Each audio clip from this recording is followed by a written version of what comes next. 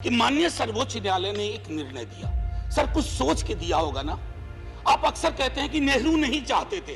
अरे नेहरू 56 में नहीं चाहते थे, 67 वर्ष बीत गए हैं, हकीकत नहीं बदलती क्या? नेहरू के टाइम में हम सार्वजनिक क्षेत्रों में कितना ध्यान देते थे और आज हम बेचने पे ध्यान दे रहे हैं। ये फर्क आया है ना सर। चूंकि ये फर्क आया है तो हर हकीकत में फर्क होता है।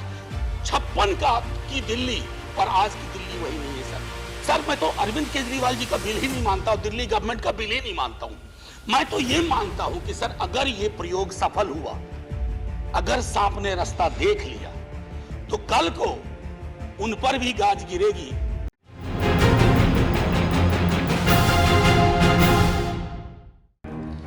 एक छोटी कहानी से शुरू करना चाहता हूं। हमारे विश्वविद्यालय में एक शिक्षक थे, वो कह रहे थे कि एक सेठ थे राजस्थान में, अचानक सांप सांप चिल्लाने लगे। तो लोग आए, बोले क्या हुआ? बोला देखो सांप अभी पेट पर से चल के चला गया। बोले काटा तो नहीं ना? बोला नहीं काटा नहीं, रास्ता देख गया। So when I rise Professor, this is my court. Everyone in the house knows. Not of your use. Sir, ये तो मैंने कहा है. Sir, I would want all of you to give me uninterrupted time. I'll not speak anything which is going to prick you or disturb your rhythm. What I wanted to say, sir, असल में कई वर्ष पूर्व भी देखा इस देश में, आज भी देख रहे हैं। जब बहुत बड़ी सत्ता आती है ना, तो कई ख्यालात आते हैं। कुछ अच्छे होते हैं और कुछ लगता है जिसको हम कहते हैं लोएस्ट हैंगिंग फ्रूट। मैं और मेरी सीनियर कलीग जया जी हम लोग बात कर रहे थे, इतने पावर का करोगे क्या? कम है क्या? इतने राज्यों में सरकार है, केंद्र में सरकार है, 303 का बहुमत है।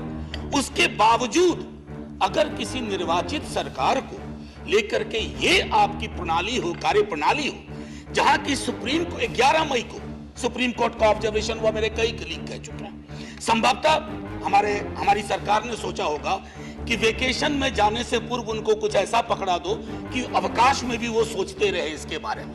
तो उन्होंने 19 मई को ये ऑर्डिनेंस लेकर के आए। अब जजों का काम था कि इस पर लगातार सोचते रहे। सर इससे पहले कि मोटा मोटी कुछ बिंदु पे मैं आऊं, मेरे कुछ साथी वो जिन्होंने लोकसभा में वोट किया है, most likely they will do the same here. हालांकि लोकसभा के बारे में जिक्र नहीं करना चाहता था माननीय सभापति महोदय, डाइवर्सिटी शब्द का आप बहुत जिक्र करते हैं, हम सब उसमें रिजॉइस करते हैं, हमारी प्राइड है वो। लेकिन एक मंत्री महोदया डाइवर्सिटी बोलते बोलते बोल गई कि इंडिया इज कॉम्प्लिकेटेड। सर बचपन से लेके आज तक इंडिया कॉम्प्लिकेटेड नहीं लगा कभी। ये रिकॉर्ड में है पार्लियामेंट के, इसलिए मेरी चिंता है।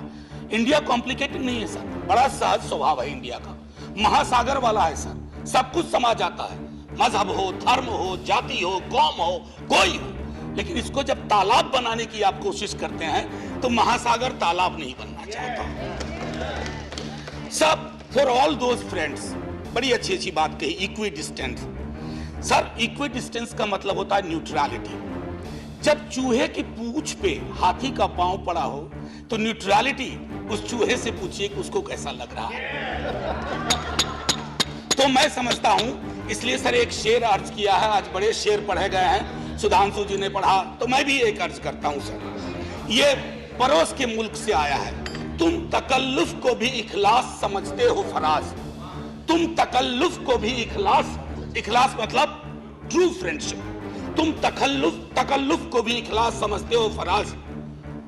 दोस्त होता नहीं है हर कोई हाथ मिलाने वाला, आपकी पेश नजर है जी। तो मैं ये कहना चाह रहा था sir at a historical juncture एक चीज और मुझे बड़ी अच्छी लगी उस दिन। हमारे माननीय गृह मंत्री जी ने जवाहरलाल नेहरू जी को कोट किया। एक पल को मुझको लगा कि इस शांतिवन में अस्थियां कसमसा गई होंगी। ये हुआ क्या?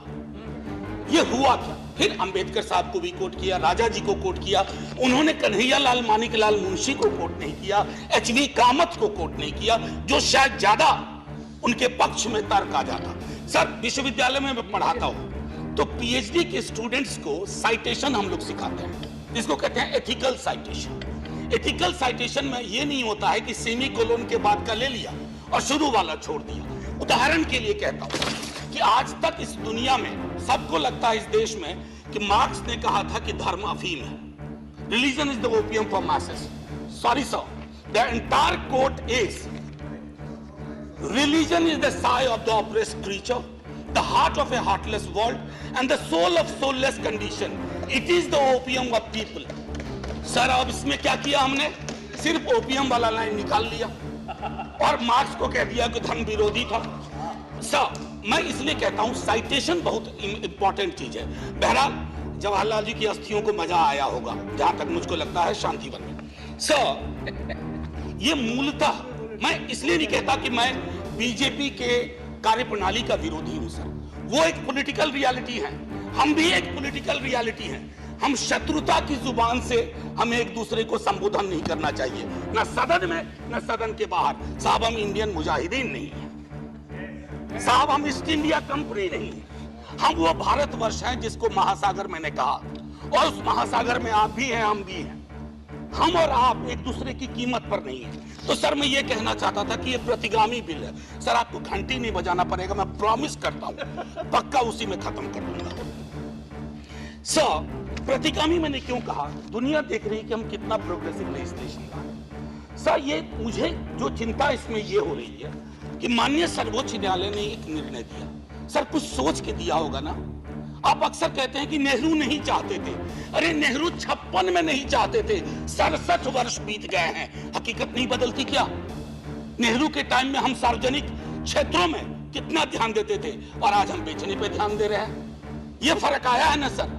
चूंकि ये फर्क आया है तो हर हकीकत में फर्क होता है। 56 का की दिल्ली और आज की दिल्ली वही नहीं है सर। सर मैं तो अरविंद केजरीवाल जी का बिल ही नहीं मानता हूं, दिल्ली गवर्नमेंट का बिल ही नहीं मानता हूं। मैं तो ये मानता हूं कि सर अगर ये प्रयोग सफल हुआ, अगर सांप ने रास्ता देख लिया, तो कल को उन पर भी गाज गिरेगी जो आज न्यूट्रलिटी और इक्विडिस्टेंट के नाम पर न जाने क्या क्या सोच रहे हैं सर। हम तब भी आपके साथ होंगे, ये तो गारंटी है सर, हमारे पास कोई विकल्प ही नहीं है। परेशान हताश लोगों के पक्ष में खड़ा होना। हम तो कश्मीर चल रहा था, उस वक्त आम आदमी पार्टी ने कोई और पोजीशन लिया था, आज उनको समझ में आ रहा होगा कि क्यों उस वक्त वो पोजीशन लिया। और आज मैं ये कह रहा हूं कि कल को किसी राज्य के साथ होगा, हम आपके साथ होंगे। सर सेपरेशन ऑफ पावर को लेकर के मेरे कई कलीग कह चुके हैं, मैं कुछ नहीं कहना चाहता, बस ये 3 चीज कहूंगा सर। अगर ब्यूरोक्रेट्स मिनिस्टर को उत्तरदायी नहीं है सर, ये अराजकता को जन्म नहीं देगी क्या? मैं दिल्ली की जनता, अगर मैं दिल्ली सरकार हूं, मैं दिल्ली की जनता के लिए उत्तरदायी हूं। जैसे राघव कह रहे थे, अगर कोई विसंगति कहीं आती है एलजी साहब के पास जाऊं सर, वो चुनाव जीते। हालांकि मैं जानता हूं कि इस देश में गवर्नर्स और लेफ्टिनेंट गवर्नर्स की भूमिका में विस्तार हो गया, अब तो वो राज्यों के नाम बदल दे रहे हैं। सर आपकी मुस्कुराहट इंगित कर रही है कुछ। मैं ये कहना चाह रहा था सर, और मैं समझता हूं कि ये बात मैं कह करके, और 239AA के बारे में जो बातें कही गई हैं मैं उसको दोहराना नहीं चाहता। सिर्फ मैं एक चीज पे आऊंगा, कोरम। सर ये कमाल का कोरम हुआ, 3 में से 2 होंगे। मुख्यमंत्री बेचारा चेयरमैन है, बहुत अच्छी बात कही उन्होंने, चेयरमैन विदाउट चेयर। मुख्यमंत्री चेयरमैन है, वो अगर 2 मिनट लेट भी पहुंचेंगे तो कोरम डिसाइड कर लेगा क्या करना है दिल्ली के लिए। Sir it is not quorum, it is actually an instrument to decimate the very idea of elected government. Sir sir continuous हो जाइए, केशव राव जी की श्रेणी में 1.5-2 मिनट और ले लूंगा। सर एक सोल डिस्क्रिशन का मामला आया है, सोल डिस्क्रिशन, और ये मैं आग्रह करूंगा माननीय गृह मंत्री जी से, हमारी महामहिम राष्ट्रपति के लिए भी जो संदर्भ आते हैं ना, to aid and advice of the cabinet और द मिनिस्ट्री, सर उनका भी सोल डिस्क्रिशन नहीं होता है। ये तो एक तरह से मुझे सोललेस डिस्क्रिशन दिख रहा है, आत्मा विहीन डिस्क्रिशन। सर ये उसमें नहीं फिट बैठता है। सर एक और चीज,